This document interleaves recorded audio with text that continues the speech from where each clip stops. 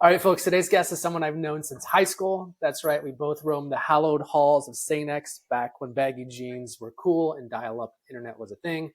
Patrick Tigue, he is the founder and SEO director of Downtown E-commerce. He's got more than 2 decades of digital marketing experience, so this isn't some sort of side hustle your cousin's running.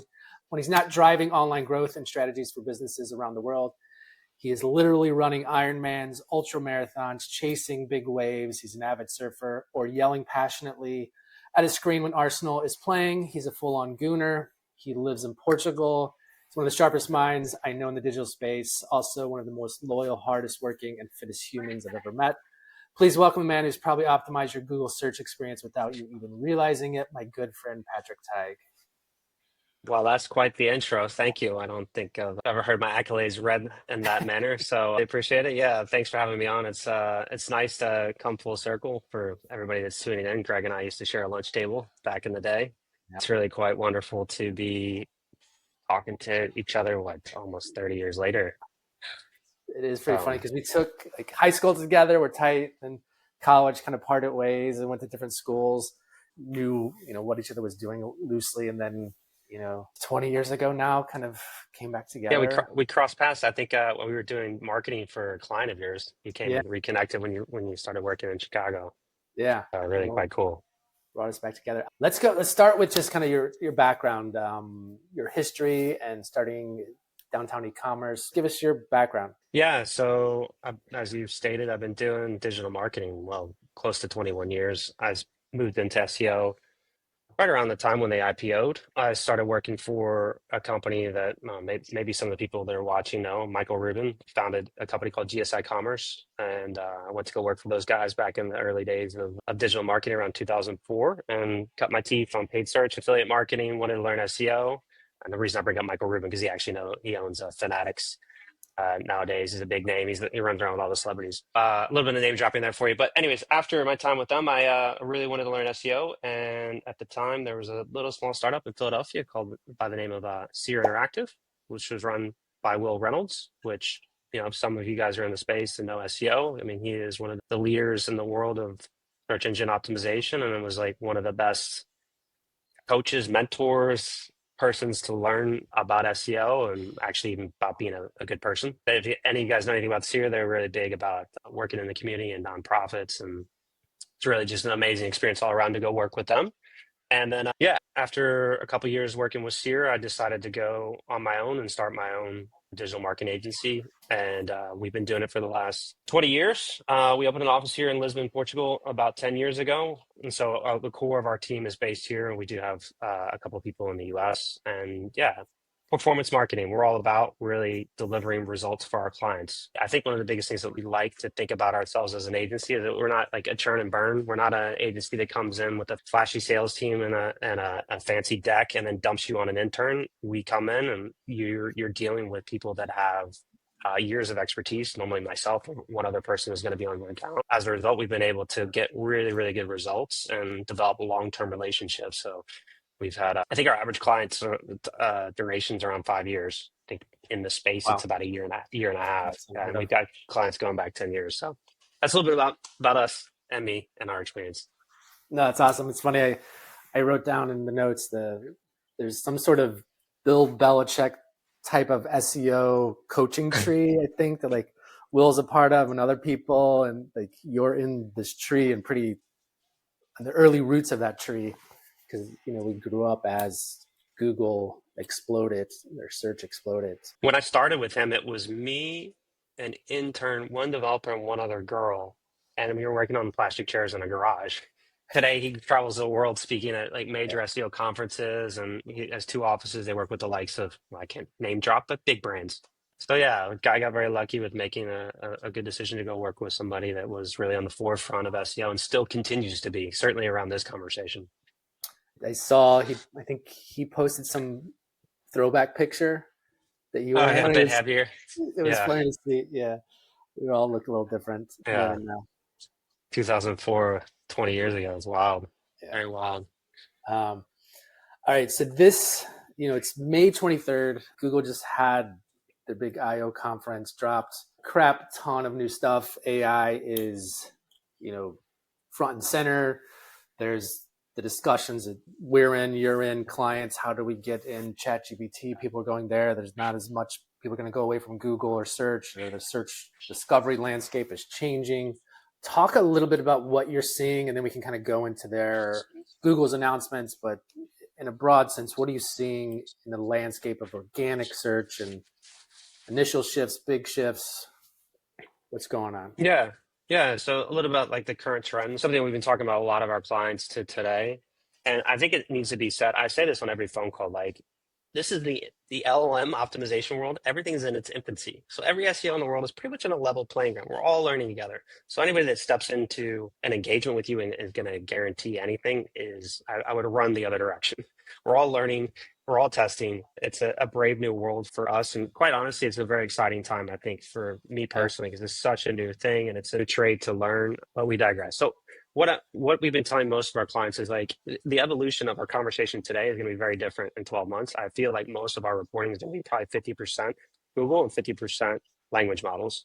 And the reason that is because the user behavior is quite different. And we're seeing it in a lot of the client data. And there's some things that have been published by SEMrush and a few other people like Baltoro that are talking about how customers are behaving. So predominantly, most people seem to be going to ChatGPT to do research and try and find information about X subject. And then when they're actually lower in the funnel, they're actually going to Google and searching. And we see this in the data. A lot of the landing pages that are getting served when we look in GA4 on the referrals from the LLMs are blog posts, right? So long form questions are getting answered, they're getting asked. The blog posts are serving up the answers, and then therefore hopefully serving the brand and getting them into the funnel to purchase. The strategy going forward is you're going to need to be playing in both spaces to have a shot at being effective and driving growth for your business. But I think it's really important to understand where things are today. So Google is still the dominant player in search. This is a screenshot from Spartoro, and maybe know Rand Fishkin, runs an amazing platform, he's been dropping a lot of studies around user behavior and LLMs. It's 94% of market share right now. That's crazy, right? And like we get a lot of questions coming from CMOs. There's a lot of pressure coming from the CEOs of the organization. Like, what are we doing around LLMs? What are we doing around LLMs? We need a strategy. We need to drop SEO. And hold up. Yes, we do need to do these things, but we still need to keep our eye on Google. The market share, they're still the dominant player in the space, and we need to structure campaigns accordingly. This is also from a SparkToro study that they did with, I think, Datos. And I think this really puts into perspective, like the amount of activity that are happening on the platform. So you have on average, according to their data set, 37 million daily searches on ChatGPT. Sounds like a lot, but when you juxtapose it to Google, they have 14 billion. That's 2 searches per person on the planet per day. That's insane. That's insane. And not only is their market share so large and the activity is so much larger, their search traffic still grew close to 22% year over year from 23 to 24, in spite of the fact that there's now all these other additional platforms coming into the space like Perplexity, ChatGPT, Claude, etc. So when you take that information against what I'm showing you on the screen here, which just got dropped 2 days ago, which is we've been telling it, they dropped a notice on March 5th this was coming. And when I saw it and I saw the data, I was like, okay, like all this noise about how ChatGPT has taken over the conversation and they're the leader. I don't know how long that's going to continue when you understand the market share that Google has. And they haven't quite lost the arms race around owning the conversation on language models. So if you haven't seen, AI mode just dropped to the masses across the US 2 days ago. This is, you basically have an iterative conversation like you would have with ChatGPT on the Google platform, right? So I think if the data is true and they execute well and the answers are right, and good, right? There is a lot of, I've seen a lot of tweets and articles about getting wrong answers or sourcing wrong pages. Yeah, of course, it's not perfect. Each day it will get better, right? I trust that a company like Google will figure it out to make sure that otherwise they'll lose their audience. So they stand to outpace the competition. One question that I had, or I've been often asked, what is going to happen with ads? So ads are what, 96, 97% of Google's ad revenue, right? This stands to jeopardize those clicks, those valuable clicks. And as of yesterday, prior to yesterday, I had no idea.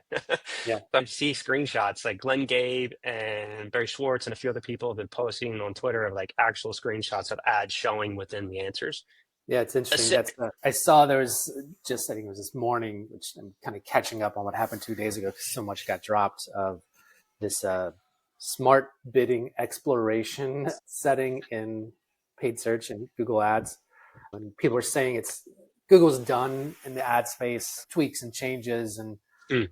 little things, but it was kind of more like people are saying this is actually a big change. I don't know enough yet, but there's a couple people that writers they're saying it isn't just a little tweak, Performance Max or something else, little type Yeah, of tweak. PMax. Yeah, there's some out there, I think, in the test in ChatGPT, they've integrated with Shopify where I think they're testing it. I don't think it's been released, of you can have it go purchase for you. So And I saw there's that's like Stripe integration too. Yeah, they have a Stripe integration. I think Perplexity also signed a PayPal. There's a PayPal integration that dropped 2 weeks ago. Again, I don't know the full details of that, but it's less friction and keeping people within the ecosystem. It's the whole attention economy thing Yeah, again. it's super interesting. I know you use it a ton just in your personal life. So do I, and you can see how you get once you start to it clicks, you start to figure out, oh, I'm going to have ChatGPT do this. I don't need to do X or Y. And then if you trust it, or it finds the shoes you want, you can just say like, go buy them in size 10s for me, and it has your shipping information. You just Yeah. does that checkout process for you and saves you whatever 10 minutes, but it's 10 minutes.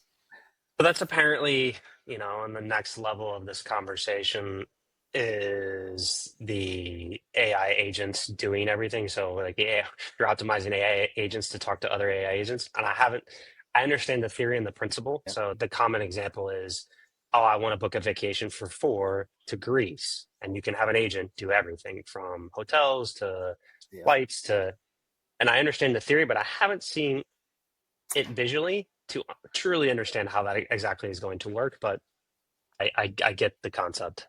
Yeah, yeah, it's one of those where it's probably back when e-com started, like people didn't think you would buy certain things online, and you eventually just saw it. You're like, oh yeah, this is that simple. No one steals my credit card information. There's all the scare tactics early.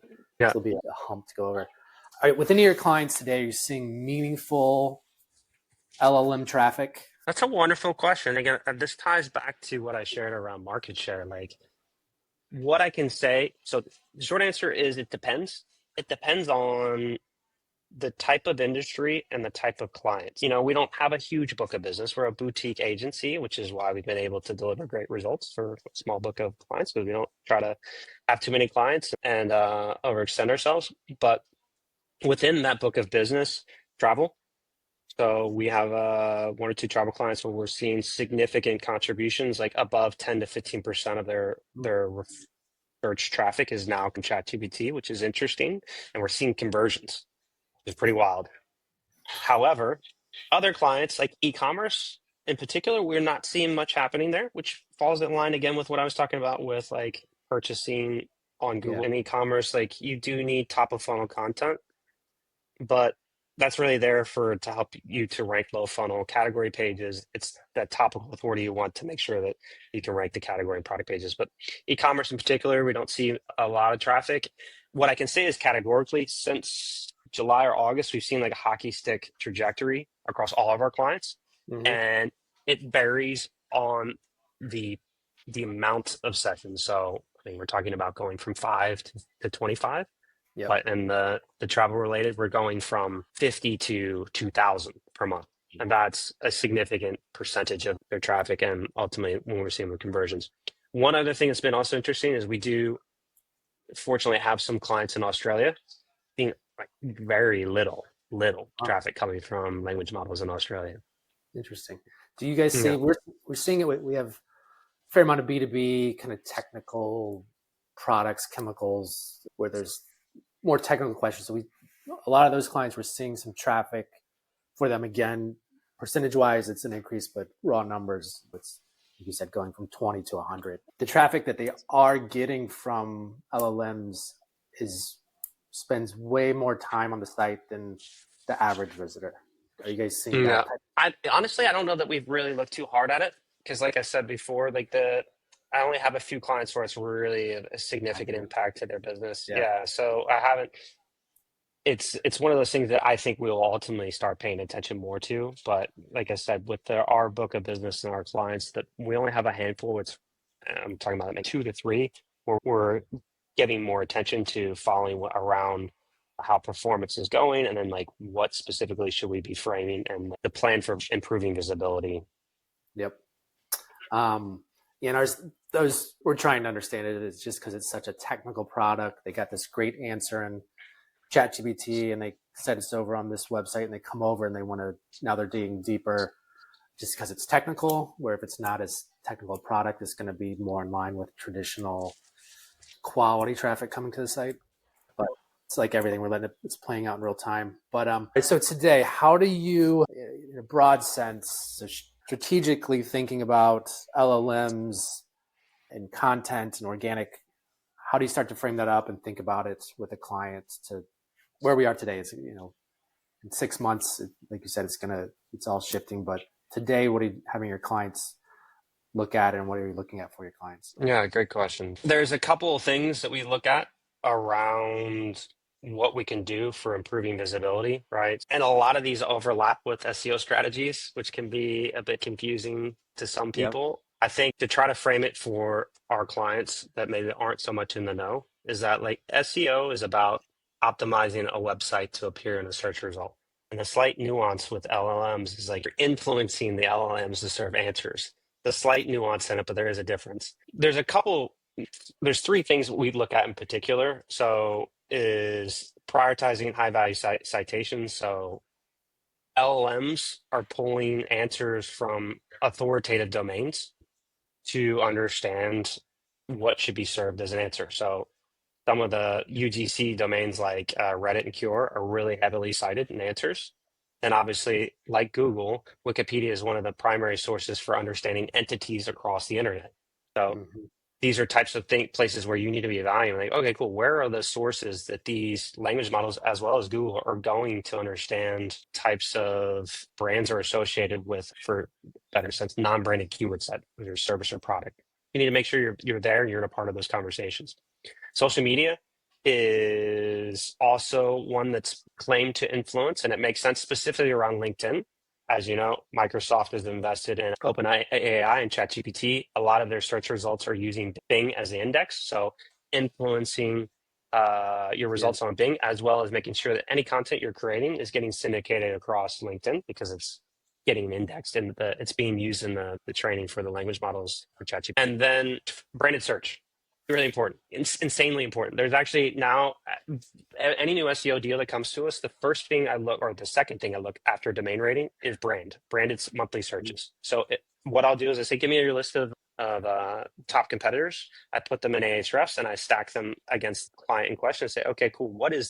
How close is our monthly branded search volume to the competitors? And if it's like, we had just had a client last week that came to us, they were getting 200 searches per month on their brand. Their next 4 competitors are getting 4 to 8,000. It's like, and you look at the top 10 search results, the DRs are, all in the 60s and 70s. They got a DR of 40. I'm like, okay, cool. You guys need to go out and build your brand. And why that's important for language models and for search is because those are when people are coming to the platforms to ask questions, and they're frequently being asked, those are signals to the engines around relevancy. Specifically using the example for Google, just commonly quoted is like, okay, cool, sweet. If I come to a top 10 search result and 4 of the 10 results have high branded search volume, a high number of searches happening on the brand name, the click-through rates are higher. So it's sending a signal to Google, like, okay, cool, this is relevant. And then the branded search volume in the case of LLMs, you're not going to have large branded search volume if you're not mentioned on those sources. Have big press mentions or people don't know you, right? That's like you have like a built-in, if you already have a high monthly branded search volume, you already have a built-in signal of the external sources mentioning your name with those non-branded keyword sets.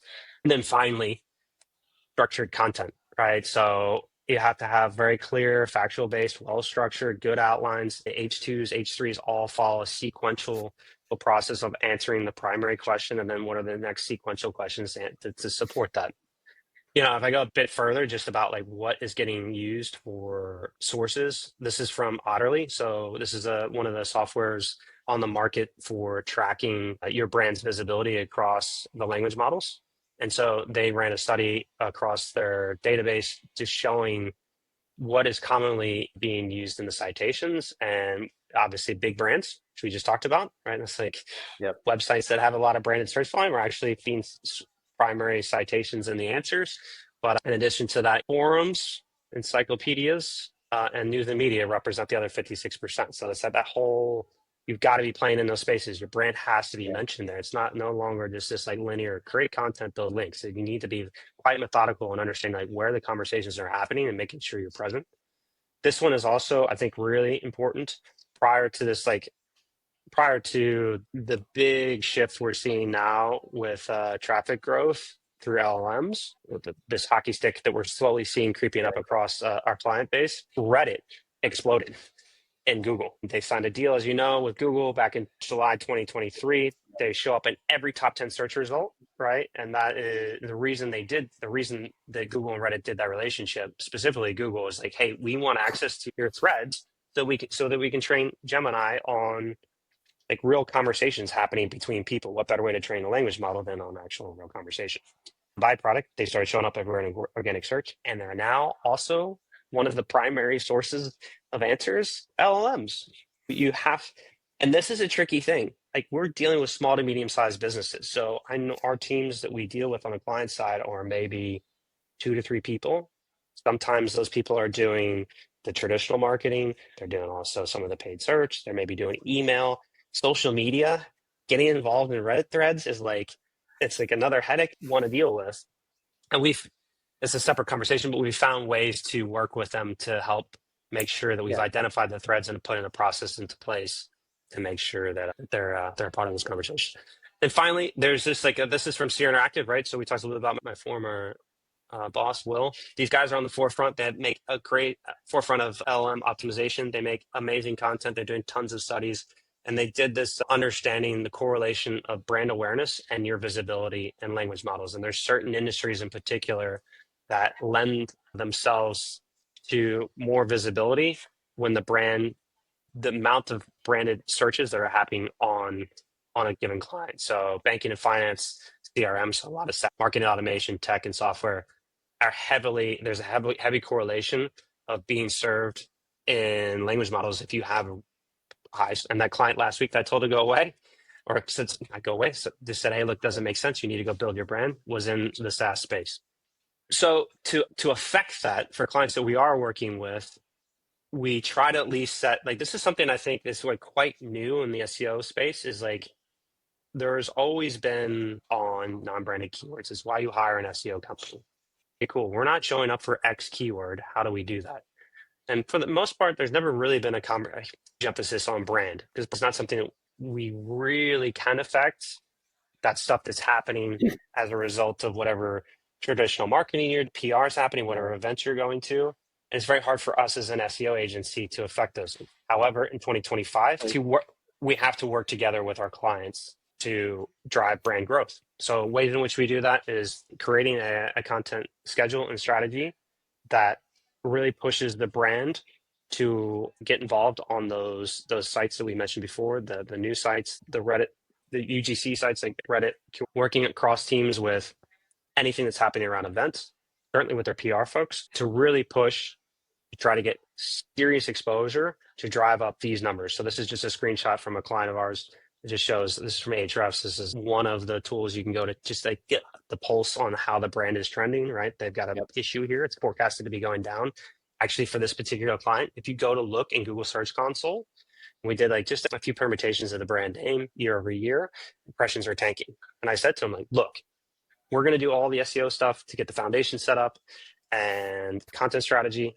Like, we really need to have like a unified effort, a plan to go forward and syndicate the content across multiple channels to drive eyeballs. And that's a big shift from how things were done back in the day. And this is, like I said before, this is paramount for visibility in language models. And finally, Again, this is also from Sierra. Don't have the credit here on the screen, but like they have a nice checklist, which is really in line with a lot of like how we've been structuring our briefs. So a lot of the clients we work with, we give them a very structured approach, like to appear in the top 10 or in this language model. These are the key subjects and topics you need to be answering. And these are like some additional components that you need to be including, like statistics, citing external sites from reputable domains like MIT or government sites, whatever, to really support the data set and provide credibility and trust to the language models and even the readers serve you up as an answer. No, this is awesome. To your point, it's the Wild West, so to speak. Like early days of search was like this, where it was everybody wanted how do I want to be in Google? I want to be in Google. How do you get up there? And right, there's some tactical things a lot of people go run and do, Yeah. but like you're just presented, stepping back, let's look at first how much is Google losing. Google still has this giant piece of the pie of search or awareness people go to get answers, but there is a shift definitely happening that everybody can see. All right, now stepping back, that nuanced difference, like you talked about, if you're making content for Google versus content for the LLM, it's not one to one. Similar, but it's definitely not. You just do one and you get the other. Yeah, it's funny. I just had a meeting last week with a client, and again, I talked about it a little bit before, but it's not unique to them. It's just like there's so much buzz. It's everywhere about language models and AI mode. It's on Bloomberg and it's on CNN and it's in earnings calls. It's everywhere. So like the CEO, the C-suite is like they're hearing all this, and it's like okay, and there's just like pressure coming down. And I just had a meeting with a CMO where it was like they did this huge deck. They used ChatGPT to structure a plan to do language model optimization. We just started with them. I said, look, they're like, all right. And they're like, what do you think we should do? Do you think this is the right thing? And I said, let's back up a bit.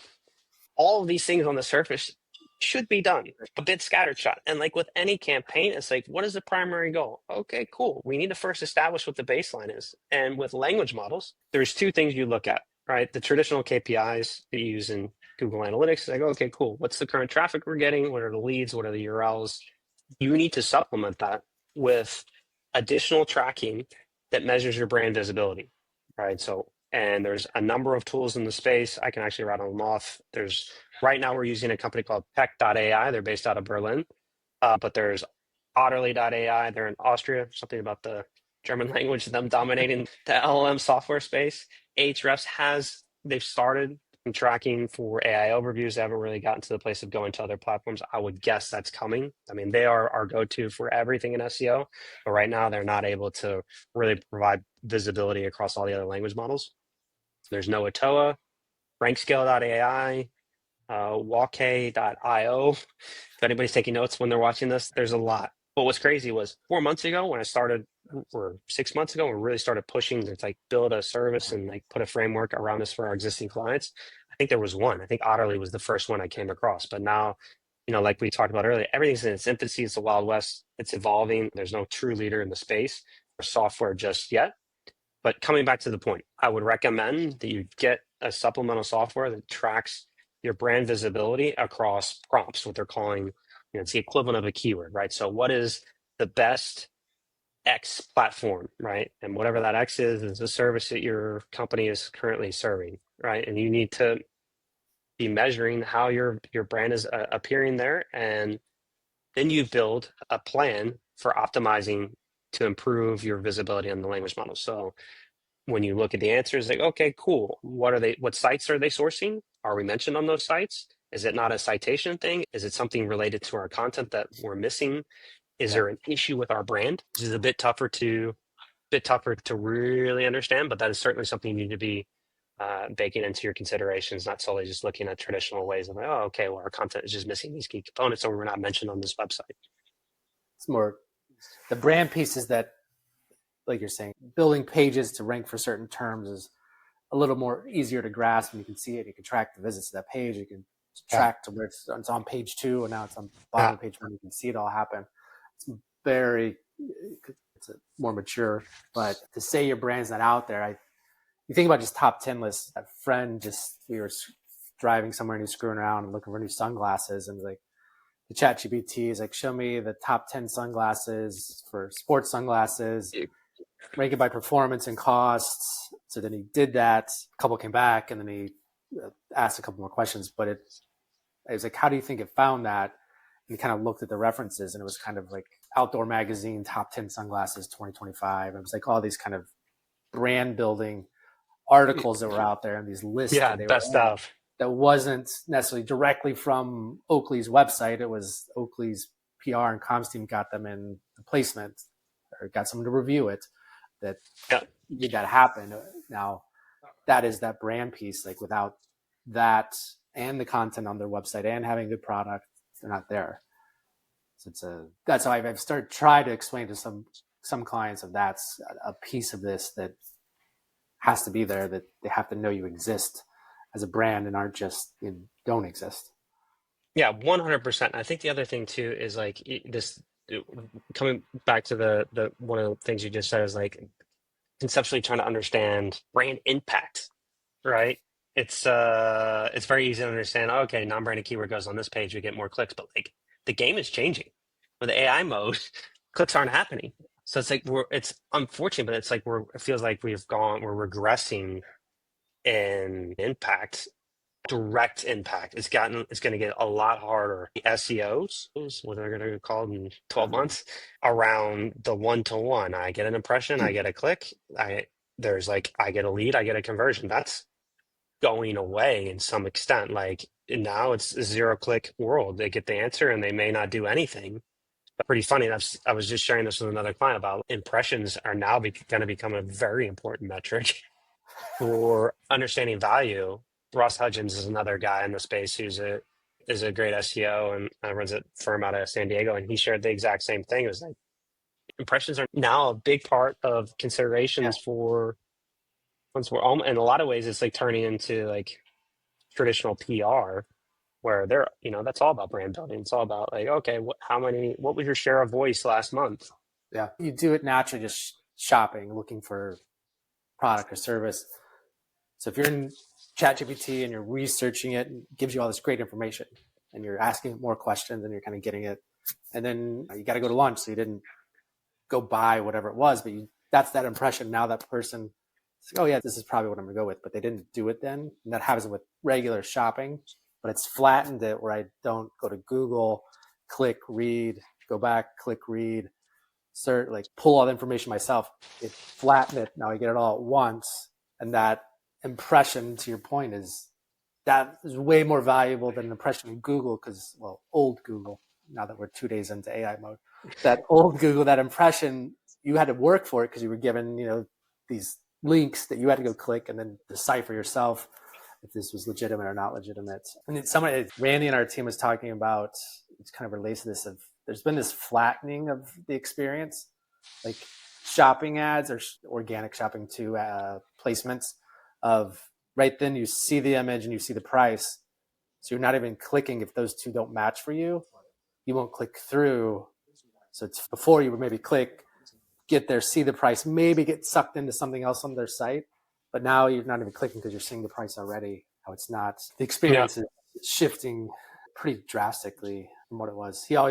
Another thing he always talks about is like website conversion rates, 2% or 4%. Like it's kind of been that forever. Like no one ever has like some killer 40% conversion rate on an ecom site. So you're failing like 95, 98% of the time. And over the last 20 years, that's really never changed. You're always trying to get it to move up a half a point. Like it's never this level step change. So it's always, he was relating it back to like now that a lot of that experience on a website of like you poking around, looking at the reviews and the specs and this and that, and the Mm-hmm. color, a lot of that is shifted into the LLMs, and you're just kind of letting it bring it to you versus Tell being you, on a yeah. website poking around. It's a shift. Yeah, I mean, I don't know. Yeah, I think it's just the times. They want their answers. They want it now. I mean, people are buying cars online without ever actually seeing the car. Think about how wild that idea is. Imagine trying to do that in the 90s. What? You bought a car on, never even drove it. And so, yeah, people want that instant gratification. They want efficiencies. They don't want to have to deal with getting from their door to Greece with their 4 kids. And it's there and it That does it have that. well. Yeah. Yeah. Somebody made a Yeah. point. He's like, our grandkids might look back and be like, you guys drove your own car? That's so weird. Yeah. That driving a car probably won't be a thing. They could just autonomously drive you to where you need to go. I mean, it's here in different forms, but they may never drive. It's like rotary phones. Our kids don't know what a rotary phone is, or dial-up internet. It's a wild time for sure. We are living in the future. Patrick, this is awesome. I think it's the timeliness, LLMs, the changing search space is going to be the next couple of years for sure. And it's exciting. I think you're on the forefront and can't wait to do this again to get more of these knowledge bombs out of you. Yeah, likewise, man. Thank you so much for giving me the chance to share what we're seeing on the ground. And yeah, looking forward to working with you in the future. Awesome. Good luck in your next Ultra. Thanks, man.